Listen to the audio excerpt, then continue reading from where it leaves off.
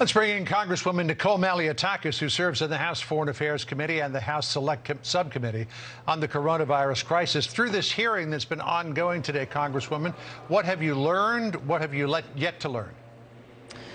Well, I think, first of all, it's outrageous that the Democrats have not held a hearing to date and that we had to take it upon ourselves to conduct this hearing to hear from medical experts as well as those ranking members of committees that have had some oversight into the COVID-19 epidemic. Look, one of the things that we're particularly looking to hear about is the mounting evidence that has shown that it has come from a lab, what we can be doing as a body to lead the way in the international community to require that the World Health Organization work with us in terms of doing a real investigation. And I think that's one of the things that unfortunately President Biden, when he re-entered the World Health Organization without using that leverage, because of course we are the #1 funder of the WHO, without demanding answers, that was the wrong thing to do. And now we are trying to find out more because we wholeheartedly believe that the mounting evidence shows that this was derived in a lab. The question is, was this done by the Chinese military? That's a question that we have. Did our funding from the National Institute of Health go to the Wuhan lab to fund this this functioning development? And what kind of part did the American government perhaps play in that funding? So these are all the answers that we're looking to get to the bottom. The bottom of the line is that the American people want answers. You know, 600,000 Americans died, 4 million people worldwide. This is something of international interest, but America certainly should be leading the way in demanding answers and accountability of the CCP. And there are a lot of people who are puzzled as to why, given the death toll and the infection toll of coronavirus in this country, the Democrats wouldn't be interested in getting to the bottom of that. Without the ability, though, Congresswoman, to talk to people and hear testimony from people like Dr. Anthony Fauci, Francis Collins, and others, how much can you really learn?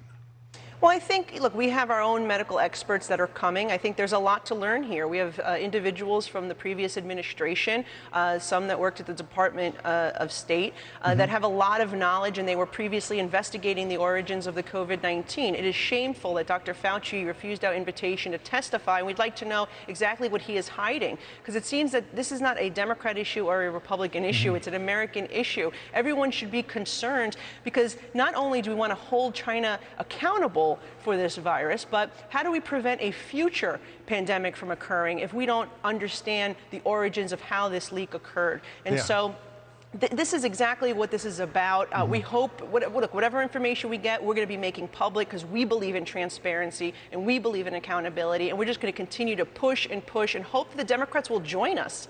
We hope that they will join us and they will subpoena Dr. Anthony Fauci and those who are in charge of EcoHealth and making sure that we find out more. That doesn't appear likely at this point. We should mention that David Asher, who headed up the State Department investigation until earlier this year, will be one of the people who will be testifying before the hearing. He's a frequent guest here on the Fox News channel, so people are very familiar with him. Let me ask you about the White House trying to flip the script here on defund the police. The press secretary, Jen Psaki, saying yesterday in answer to a question from our Peter Ducey that because Republicans didn't support the coronavirus rescue plan, they were in fact the ones defunding police. Listen here. As you know, didn't receive a single Republican vote. That funding has been used to keep cops on the beat. But the White House at the same time conveniently forgetting all of this. Listen here. Not only do we need to defund, but we need to dismantle and start anew. Why use the word defund? And it's like, this is the word that's coming from the street. I am for defunding the police. This is about the investment in our communities, which have historically been divested. Defund the police does not mean abolish the police. It means a dramatic reduction in the number of police in our poor communities. So, Congresswoman, when it comes to the mantra of defund the police, who really is waving that flag? Is it Republicans or is it Democrats? Well, just look at those Democrat cities where they actually did defund the police and crime has skyrocketed. Look, the Democrats own the defund the police movement. They have been the ones that have put in place anti-police policies that have led to our police having their hands tied.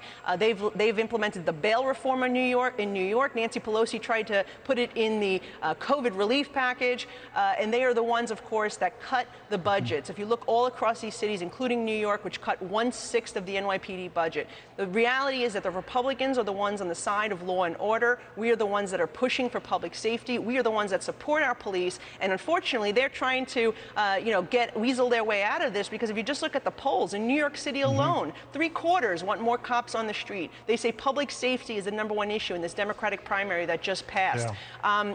So they have a public relations problem because they did this far left-wing experiment, and now it has failed, and people are dying. And in New York City, 97% of those individuals who are shooting victims, they are Black and Latino, and they know that they've failed these individuals, and so they have to turn the tide here. And look, they should join us. They should join us and actually look to refund the police. They should look to restore the plainclothes unit of the NYPD. Right. They should repeal the bail reform laws. And there's still time for them to join us and do the right thing, which is to provide public safety for their citizens. And if the results, the initial results at least of the Democratic primary for mayor in New York City are any indication, it may in fact be a former police officer who's the next mayor of that city. We'll see.